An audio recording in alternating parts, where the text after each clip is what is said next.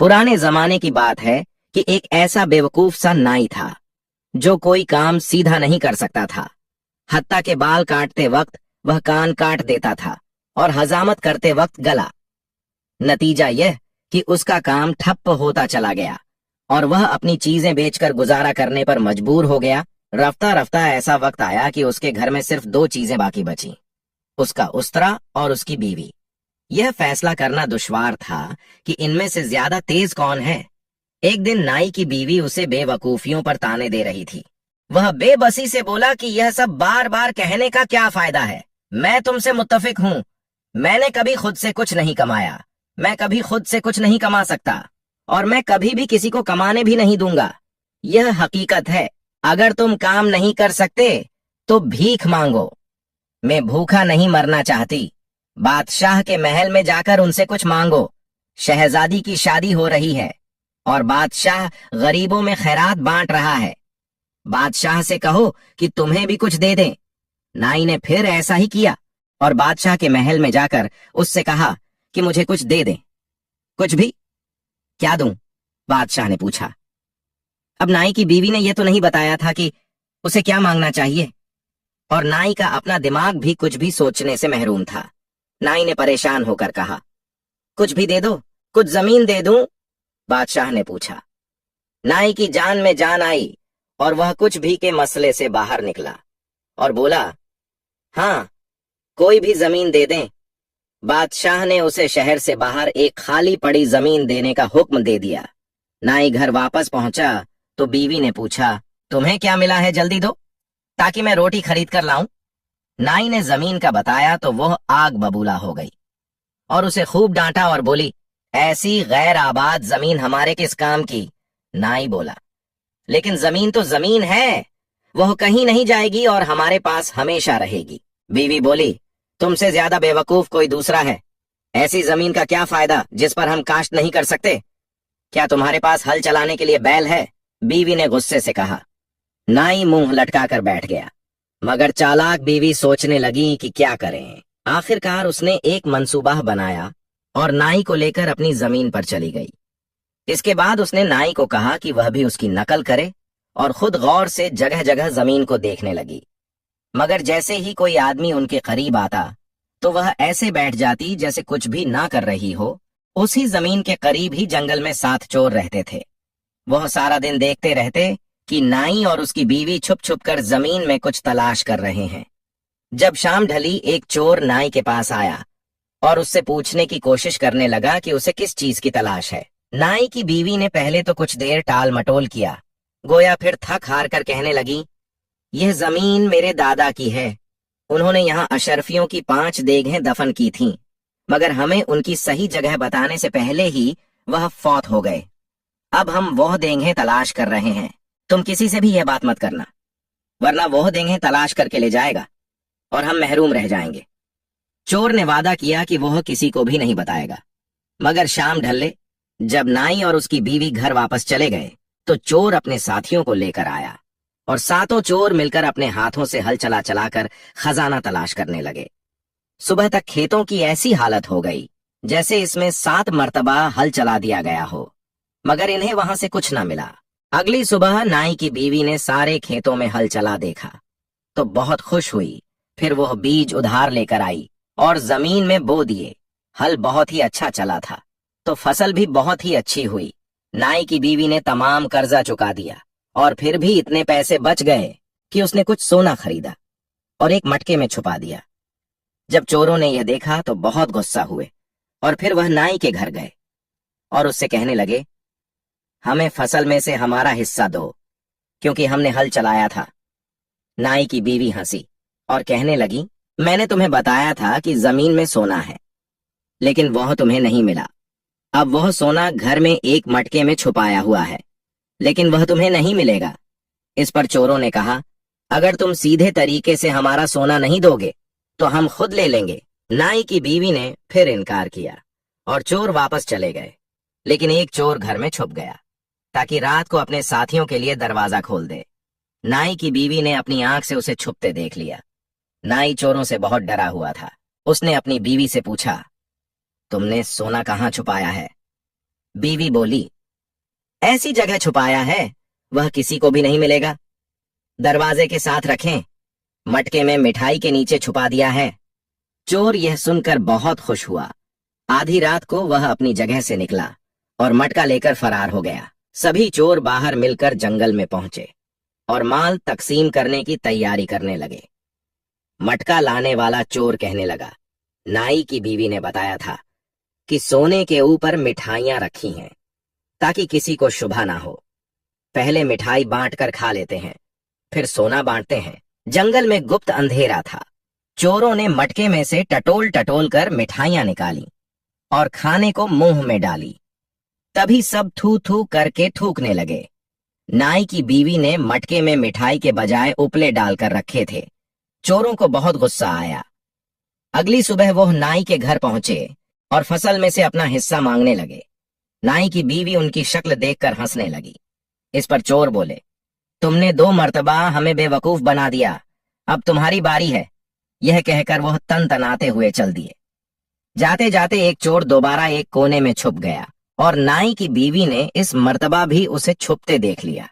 नाई ने परेशान होकर पूछा, तुमने सोना कहाँ छुपाया है? गद्दे के नीचे तो नहीं छुपा दिया? नाई की बीवी ने उसे तसल्ली दी, मैं इतनी भी बेवकूफ नहीं हूं, सोना महफूज है। मैंने उसे बाहर नीम के दरख्त की ऊंची शाख में एक पोटली में बंद करके छुपा दिया है। चोर यह सुनकर बहुत खुश हुआ। रात को जब वह दोनों सो गए तो वह अपनी जगह से निकला और जाकर अपने साथियों को बताया। सातों चोर नीम के दरख्त के नीचे जमा होकर ऊपर देखने लगे। पर शाख पर एक पोटली बंधी दिखाई दी। चोरों का सरदार बोला, वाकई ऊपर पोटली बांधी हुई है। एक आदमी ऊपर चढ़े और उसे उतार कर लाए। एक चोर ने कमीज उतारी, कसकर धोती बांधी और ऊपर चढ़ने लगा। अब हुआ यह था कि नीम के दरख्त पर शहद की मक्खियों ने एक छत्ता बना रखा था। जब चोर छत्ते के करीब पहुंचा और उसने हाथ आगे बढ़ाया तो शहद की एक मक्खी ने जोर से उसके चेहरे पर डंक मार दिया। चोर ने तकलीफ से परेशान होकर बेसाख्ता अपने चेहरे अपना हाथ मारा। चोर कहीं कि तुम पोटली नीचे उतारने के बजाय उसमें से सोना निकालकर अपनी जेब में भर रहे हो। नीचे खड़े चोर चिल्लाए। अंधेरे की वजह से बाकी सब चोरों को भी यही लगा था। मैं ऐसा कुछ नहीं कर रहा, यहां पर कुछ है जो मुझे चुभ रहा है, दरख्त पर चढ़े चोर ने कहा। उसी वक्त एक दूसरी मक्खी ने भी उसके सीने पर डंक मार दिया। चोर ने सीने पर हाथ मारकर उसे अलग करना चाहा। नीचे खड़े कर चिल्लाने लगे, हमने देख लिया है, तुम सोना छुपा रहे हो। उन्होंने एक दूसरा चोर ऊपर भेजा, मगर अब शहद की मक्खियां फैल चुकी थीं। उन्होंने इस चोर के जिस्म पर भी काटना शुरू कर दिया। वह बेइख्तियार अपने जिस्म पर हाथ मारने लगा। बाकी चारों को बहुत गुस्सा आया और सोचने लगे कि दूसरा चोर भी बेईमान निकला और यह भी सोना छुपा रहा है। फिर सब चोर एक एक कर ऊपर चढ़ने लगे और हर एक के साथ ऐसा ही हुआ। आखिर सरदार की बारी आई। उसने छत्ते को मजबूती से पकड़ा ही था कि वह शाख जिस पर सब खड़े थे वजन बर्दाश्त ना कर सकी और टूट गई और सब नीचे जा गिरे। छत्ता उनके ऊपर गिर गया और मक्खियों इन पर टूट पड़ी। तब सभी चोर जान बचाकर भागे। इसके बाद कई दिनों तक सुकून रहा, क्योंकि चोर इस काबिल न थे कि चल फिर सकते। नाई और उसकी बीवी सोचने लगे कि शायद चोर अब दोबारा इन्हें तंग नहीं करेंगे, लेकिन यह उनकी गलत फहमी थी। एक रात जब वह कमरे की खिड़की खोलकर सोए हुए थे तो नाई की बीवी की आंख आवाज से खुल गई। चोरों की आवाज पहचान कर उसके होश उड़ गए। उसने सोचा कि अब बचना मुश्किल है, लेकिन उसने हिम्मत न हारी और नाई का उस्तरा पकड़कर खिड़की के साथ छुपकर खड़ी हो गई। पहले वाले चोर ने आहिस्ता आहिस्ता सिर अंदर किया और अंधेरे कमरे के अंदर झांकने की कोशिश की। नाई की बीवी ने उस्तरे वाला हाथ घुमाया और चोर की नाक पर लगा। खुदाया, मेरी नाक किसी चीज से लगी है। चोर तकलीफ से चिल्लाया, अरे खामोश, तुम सबको जगा दोगे, चुप करके अंदर जाओ। बाकी चोरों ने उसे आहिस्ता आवाज में डांटा, नहीं, मैं नहीं जाऊंगा, मेरी नाक पर कुछ लगा है और दर्द हो रहा है। और फिर दर्द से कराहा, अरे बुजदिल, तुम्हारी नाक खिड़की से टकराकर जख्मी हो गई है और तुम रो पीट रहे हो। मैं अंदर जाता हूं, दूसरे चोर ने कहा और खिड़की की तरफ बढ़ा। जैसे ही उसने सिर अंदर किया, नाई की बीवी ने अपना उस्तरा चला दिया और उसकी नाक भी जख्मी हो गई। खुदाया, अंदर वाकई कोई तेज चीज है, चोर तकलीफ से चीखा। कोई कांच निकली होगी। तुम एक तरफ हो, मैं देखता हूं, तीसरे चोर ने कहा और अपना सिर खिड़की से अंदर डाला। फिर वही हुआ, उसकी नाक भी जख्मी हो गई। कोई तेज चीज है, मुझे तो ऐसा लगा जैसे किसी ने मेरी नाक पर कुछ मारा है। तीसरा चोर पीछे हटते हुए कराहा, बेवकूफों, तुम बुजदिल हो, मुझे अंदर जाने दो। चौथे चोर ने खिड़की में सिर डाला और नाक जख्मी करवा बैठा। फिर पांचवें और छठे चोर के साथ भी ऐसा ही हुआ और सरदार की बारी आ गई। साथियों, तुम सब जख्मी हो गए हो। एक आदमी को ठीक रहना चाहिए ताकि वह सब जख्मियों की हिफाजत और तीमारदारी करें। किसी और रात वापस आते हैं, सरदार ने कहा। सब चोर वापस पलट गए। नाई की बीवी ने चिराग जलाया। चंद दिन सुकून से गुजरे। इस किस्से के बाद बू की वजह से कमरे में रहना मुश्किल हो गया। मौसम खूब गर्म हो गया और कमरे के अंदर सोना मुमकिन नहीं रहा। तो नाई और उसकी बीवी ने बाहर सहन में 4 पाइयां बिछा लीं। फिर चंद दिन बाद चोर फिर वापस आए। उन्होंने सोचा कि सोना जरूर नाई की बीवी के पास है, तो इसे ही उठाकर ले जाते हैं। वह दबे कदमों से आगे बढ़े और उसकी चारपाई अपने कंधों पर उठाकर जंगल में अपने ठिकाने की तरफ चल पड़े। कुछ देर बाद नाई की बीवी की आंख खुल गई और यह जानकर दंग रह गई कि चोर उसकी चारपाई उठाकर जंगल की तरफ जा रहे हैं, तो सोचने लगी कि अब मैं कैसे बचूं। कुछ देर बाद चोर थक गए। वह एक घने बरगद के पेड़ के नीचे रुके और मशवरा करने लगे कि कुछ देर यहां रुकते हैं और चारपाई नीचे रखकर कमर सीधी कर लेते हैं। नाई की बीवी ने मौका गनीमत जाना। उसने तकियों के ऊपर चादर ऐसे डाली, कह लगता था कि वह बिस्तर पर ही लेटी है। कुछ देर बाद चोर थक गए।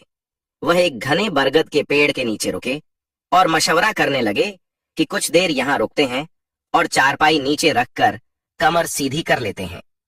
नाई की बीवी ने मौका गनीमत जाना। उसने तकियों के ऊपर चादर ऐसे डाली, कह लगता था कि वह बिस्तर पर ही लेटी है, और फिर बरगद की एक लटकती शाख को पड़कर ऊपर चढ़ गई और शाख में छुप गई। चोरों ने चारपाई कंधों से उतारकर नीचे जमीन पर रख दी और फैसला करने लगे कि पहरे की पहली बारी किसकी होगी। सरदार के नाम का कुरा निकला, क्योंकि बाकी सब अभी तक नाक के जख्मों की वजह से तकलीफ में थे। फिर सब चोर सो गए और सरदार पहरे पर खड़ा हो गया। नाई की बीवी को अचानक एक ख्याल सूझा। उसने अपना सफेद दुपट्टा चेहरे और सर के बीच लपेटा और आहिस्ता आवाज में मोहब्बत भरे गाने गाने लगी। चोरों के सरदार ने ऊपर देखा तो उसे चांदनी में एक खूबसूरत औरत दरख्त पर बैठी दिखाई दी। उसने सोचा कि यह जरूर परी है जो मुझ जैसे हसीन शख्स पर आशिक हो गई है।